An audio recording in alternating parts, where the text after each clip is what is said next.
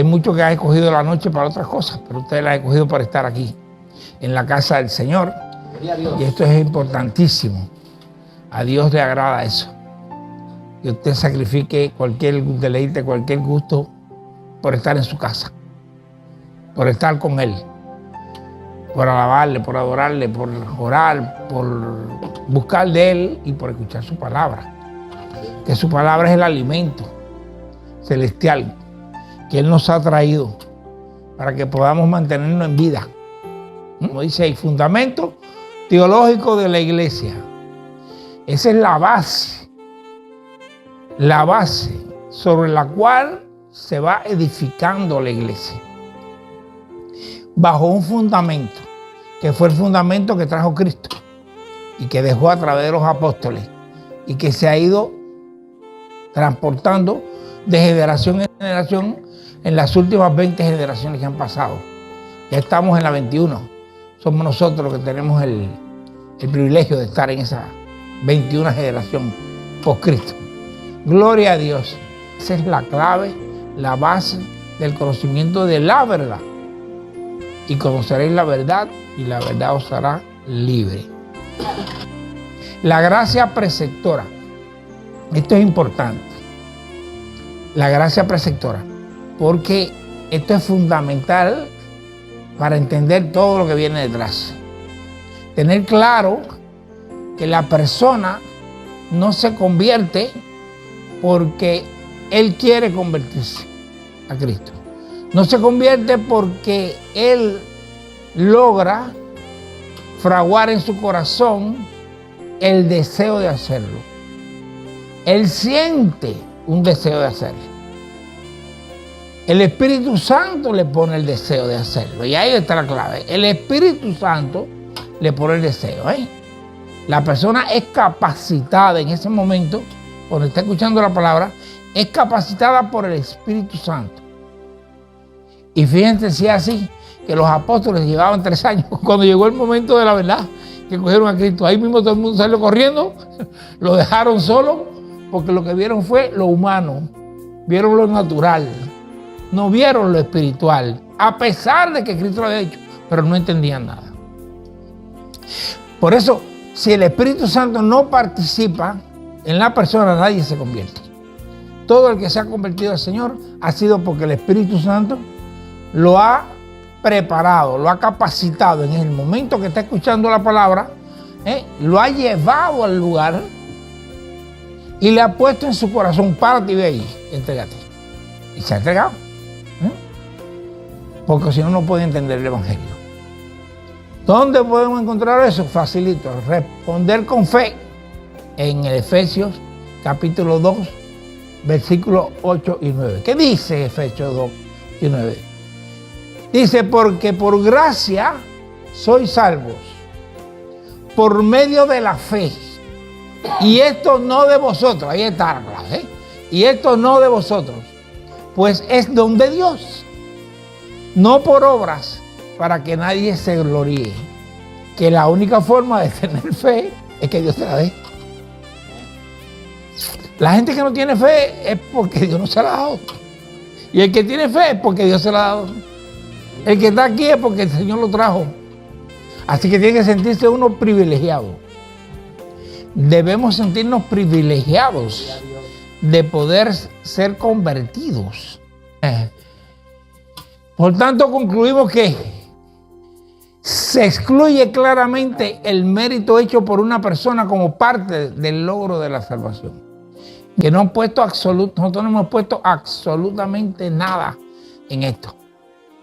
Hay que llegar a esa conclusión. Hay que luchar contra eso que está dentro de nosotros, que nos dice que nosotros sí hemos tenido mérito. Tenemos mérito para salvarnos. Aleluya. Bendito sea el Señor. Romanos 9, del 10 al 12. Ahí está la clave de esto. Ahora miren esto. En Romanos 9, 11 continúa diciendo: para que el propósito de Dios conforme a la elección permaneciese. El propósito de Dios, y ahí está la clave de la elección. La clave de la gracia. Dios tiene gracia conforme a su propósito. Si tienes gracia con alguien, entonces tienes que tener como conclusión que si tuvo gracia contigo es porque tuvo un propósito contigo. O sea, si tú debes sin ningún propósito, tienes un problema. Porque no estás haciendo por el cual tuviste la gracia. A la gracia necesita una respuesta tuya que te falta. Tienes que buscar ese propósito. Las personas que están en la iglesia, que conocen al Señor, que se convierten, tienen que inmediatamente salir en busca del propósito por el cual el Señor lo llamó. Por el cual lo ha llamado. ¿Para qué me llamó?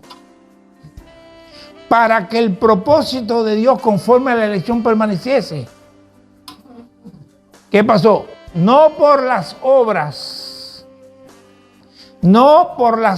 sino por el que llama. No es por la obra tuya, no es por tu necesidad, es porque Él te llama. No es que tú lo necesitas, aquí todo el mundo necesita a Dios igual. Todo el que nace en este mundo necesita al Señor. Nadie lo necesita más que otro. Eso es mentira. Eso es falso. Otro falso concepto que hay por ahí, que tiene la gente, y está equivocado. Tanto necesidad tenía yo como tiene cualquiera que esté en la calle. El más rico, el más pobre, todos tienen la misma necesidad de tener a Cristo. Eso es algo horizontal. No hay más para arriba ni más para abajo. Y Cristo no te va a llamar por la necesidad que tú tienes, por tanto.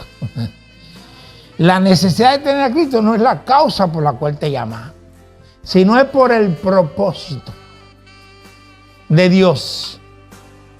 ¿El propósito de quién? Del que llama, que es Él. Nosotros somos los llamados.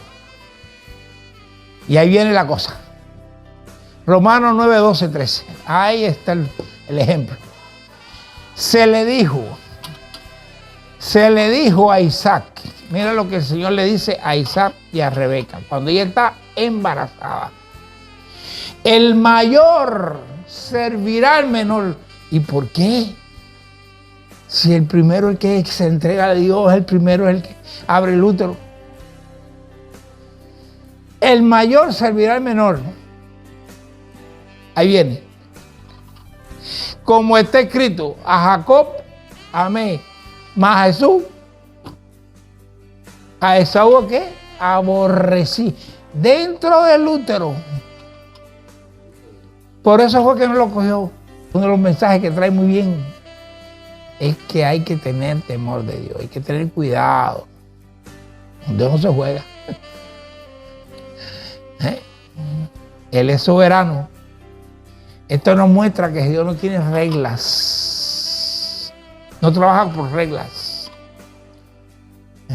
Él trabaja soberanamente, libremente, sin ninguna influencia externa. A Jacob a mí, dentro del útero, y a Jesús aborrecí. Por eso dice, sin haber hecho ni bien ni mal. No habían nacido todavía. Por eso es que todo es por la gracia de Dios. Todo es por gracia de Dios. Todo es por elección de Dios. Y esas son claves importantes en nuestra vida que nos obligan a agradecer a Dios en exceso, a irnos por encima de nuestra posibilidad de agradecimiento. Buscar hacer su voluntad a toda máquina, con todo el esfuerzo que sea necesario, con el sacrificio que sea necesario, hacer su voluntad. Porque ese es el propósito número uno de Él con cada uno de nosotros. Que hagamos su voluntad. Número uno. Y después que hagamos el don y lo pongamos en fuerza que nos da para que ejecutemos lo que hagamos. Al que lo llamó para predicar, que predique. El que lo llamó para servir, que sirva. El que lo llamó para enseñar, que enseñe. El que lo llamó para ayudar, que ayude. Eso es lo que hay. ¿Me entiendes? Ese es el otro propósito. Pero hay un propósito general para todo el mundo. Hacer su voluntad. Y cuando tú no haces su voluntad, estás rompiendo el propósito de Dios por el cual te llamó. Él está dando un golpe a la gracia de Dios. Estás desagradeciendo lo que debías agradecer. La iglesia debía entender esto bien claro. Apóstoles hablaban solo de Cristo. Y de ahí no lo sacaba nadie. Solo Cristo. Por eso, que Él es el único mediador entre Dios y los hombres. Y esto es importante. El único mediador. Hay que entender bien qué es lo que quiere decir eso. Hay que entender bien qué es lo que quiere decir que el único mediador. Y una de las cosas que quiere decir es que yo no soy el mediador entre tú y Dios. Que yo no puedo ni fingir de mediador. Que cuando tú me pidas que yo ore por ti, yo voy a ayudarte a apoyar tu oración. El único mediador que hay entre Dios y los hombres, no hay otro. El que se quiera comunicar con Dios tiene que ir a Cristo. Base bíblica. Primera de Timoteo 2:5. Porque hay un solo Dios y un solo mediador entre Dios y los hombres. Jesucristo, hombre. ¿Se acabó? Por eso, una de las primeras conclusiones es de que Cristo es la cabeza. La iglesia es el cuerpo de Cristo. Por lo tanto, la iglesia pertenece ¿a quién? A Cristo. No pertenece a los pastores, no pertenece a los obispos, no pertenece a los líderes, no pertenece a los apóstoles, no, ni a los presbíteros, ni a los nadie. La iglesia pertenece a Cristo. Sea la más pequeña como la más grande, pertenecen a Cristo. La iglesia nada más que tiene una sola cabeza. Aleluya. Porque esa cabeza es la mediadora entre la iglesia, que es su cuerpo, y Dios. Efesios 1, 20, 23. Ahí está toda la cosa clave de esto. Dice, la cual operó en Cristo, resucitándole de los muertos y sentándole a su diestra en los lugares celestiales, sobre todo principado y autoridad y poder y señorío, y sobre todo nombre que se nombra. Sobre todo nombre que se nombra. Ningún nombre está por encima del de Cristo. No solo en este siglo, sino también en el venidero. O sea, siempre. Siempre Cristo va a ser el uno. No hay otro. Y sometió todas las cosas bajo sus pies. Todo estaba sometido bajo los pies ¿de quién? De Cristo. Y lo dio ¿por qué? Por cabeza. Sobre todas las cosas, a la iglesia. Se acabó la historia. Y termina diciendo que es lo más importante esta parte. La cual es su cuerpo, la plenitud de aquel que todo lo llena en todo. Y ahí está la clave. Está hablando de la iglesia. La cual, sobre todas las cosas, la iglesia, la cual es su cuerpo, la plenitud. ¿Y cuál es el cuerpo de la iglesia? Tú y yo, nosotros. Nosotros somos ese cuerpo que está hablando. ¿Y qué es lo que somos nosotros entonces? La plenitud de Cristo. Alabado. Somos la plenitud de Cristo, de aquel que todo lo llena en todo. Cada uno de los miembros de la iglesia está dotado por Cristo de su plenitud para actuar en el mundo con esa plenitud. Y ahí sí nosotros hacemos. Él nos llena de la plenitud para que actuemos en el mundo. Nuestro accionar ya sí depende de nosotros. Él nos lo da. ¿Qué cosa? Bueno, que a mí me dio nada más que un poquito. No, un poquito no, te dio la plenitud de Él. Todo lo que hizo Cristo, tú lo puedes hacer. Es lo que te está diciendo. Que tú estás preparada para hacer todo lo que Él hizo. Que no lo hagas, es otra cosa. Porque ya eso depende de ti. No depende de Él. Salvo raras excepciones, el Señor no violenta a nadie para que haga la obra que Él quiere que haga. Él deja a la gente a la espontaneidad. ¿Y por qué la deja a la espontaneidad? Porque es la única forma que tiene de recompensar tu obra. O si no, ¿qué es lo que va a recompensar? Él dice que cuando Él venga, Él traerá con Él sus galardones para recompensar la obra de cada cual. O sea, todo está sometido a Él bajo los pies. Todas las cosas. Y cuando habla de todas las cosas, está hablando de todas las cosas. No solamente las cosas materiales, sino las cosas espirituales, las cosas humanas, las cosas del pensamiento, los sistemas orgánicos de la persona. Aleluya. Aleluya. Por eso es que para Él no hay nada imposible. Por eso Él te dice, yo lo puedo todo. Y todo lo que puedo lo tengo ya puesto en ti. Pero eso no va a funcionar si tú no haces la obra que tú tienes que hacer. Porque tú tienes que hacer una obra. Y la recompensa de esa obra empieza porque eso que yo puse en ti dé resultado en tu vida. Y eso es lo que es la fe. La fe es acción basada en que yo no veo quién es que va a hacer algo, lo que yo quiero, pero estoy seguro que lo va a hacer porque yo lo tengo aquí. Y que cuando yo le ponga, diga, esto tiene que suceder, va a suceder. Esa es la fe. Entender eso, que Él ha puesto la plenitud de Él en nosotros. Y que nuestras posibilidades son ilimitadas, por tanto. Por eso se insistía en que el que cree, para el que cree, todo, decía, todo le es posible. No decía algunas cosas, todo. El Cristo que está allí no te va a resolver ningún problema. El que te va a resolver el problema es el Cristo que está aquí.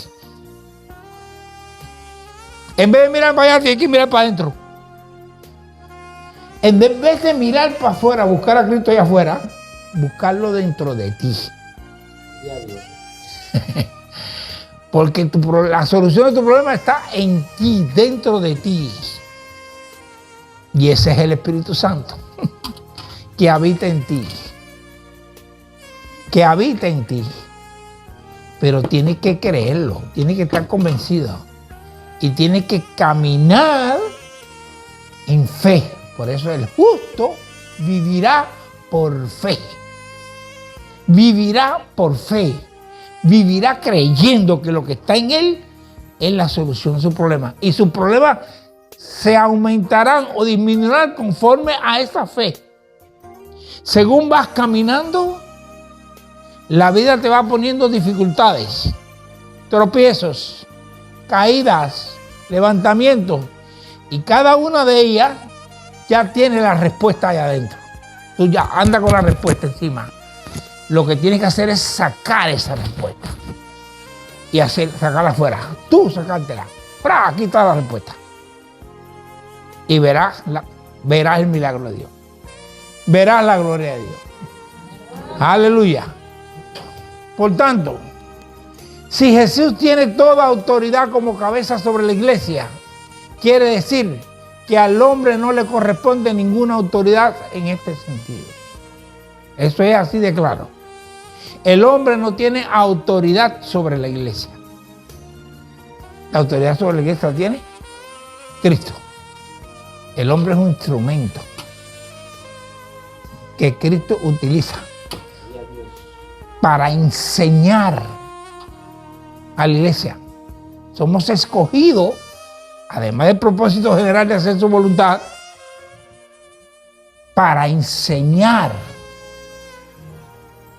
la sabiduría de Dios para que tú lo aprendas y la apliques.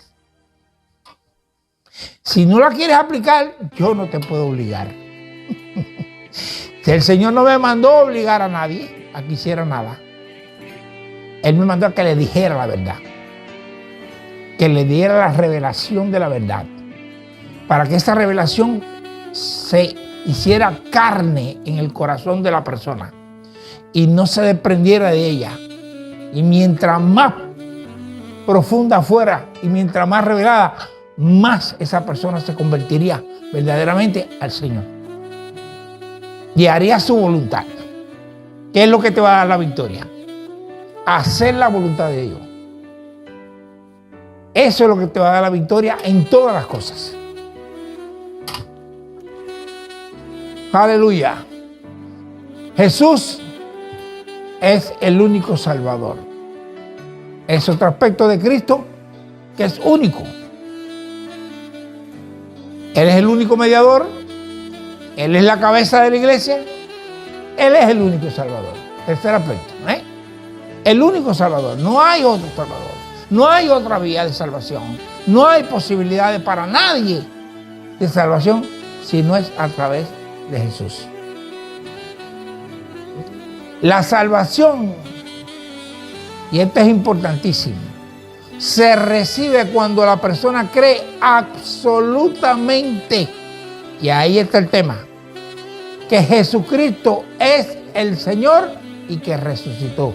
Cuando cree absolutamente, esa palabra absolutamente significa completamente, sin dudas, ausencia de duda. El problema es que la gente se convierte con dudas. Repite la oración que yo le digo que repita. De fe, que incluye esos dos aspectos, porque oración de conversión que no lleve esos dos aspectos, pues no vale. La persona tiene que confesar que Jesucristo es el Señor en su oración de conversión. Y tiene que decir que cree en su corazón que resucitó. Esos son dos aspectos fundamentales que lleva la oración, cualquier tipo de oración para conversión de una persona. Porque es la clave de la salvación. Creer que Jesucristo es el Señor, número uno. Y dos, que resucitó. Y cuando decimos que es el Señor, estamos diciendo que es Dios. Que es Dios. ¿Quién es el Señor? Dios. Aleluya. Bendito sea el Señor. Base bíblica. Romanos capítulo 10, versículos 9 y 10. ¿Qué dice? Que si confesares con tu boca que Jesús es el Señor y creyeres en tu corazón que Dios le levantó de los muertos, serás salvo. Fíjate que ahí hay dos aspectos importantes. Confesar y creer. Se parecen, pero no es lo mismo. No es lo mismo confesar que creer, Si tú en tu corazón dudas, será o no será, puede ser, yo creo, te acabaste. Tu oración de conversión no ha servido para nada. La salvación implica sacrificio, cambio de vida. Sacrificio, cambio de vida. Por eso él dijo, no, el que no nazca de nuevo no va a entrar en el reino del cielo. Hay que nacer de nuevo. Hay que nacer de nuevo. Y ahí viene la clave. Porque con el corazón se cree, fíjate, porque con el corazón se cree para justicia. Y si tú no eres justificado, tú no puedes ser salvo. Porque la salvación es un acto de justificación. Porque la obra de Cristo en la cruz del Calvario, el sacrificio fue justificación. Él se sacrificó para justificarte ante Dios. Justificar nuestros pecados. Por eso es que nuestros pecados fueron perdonados. Porque Él, con su sacrificio, con su vida, con la muerte,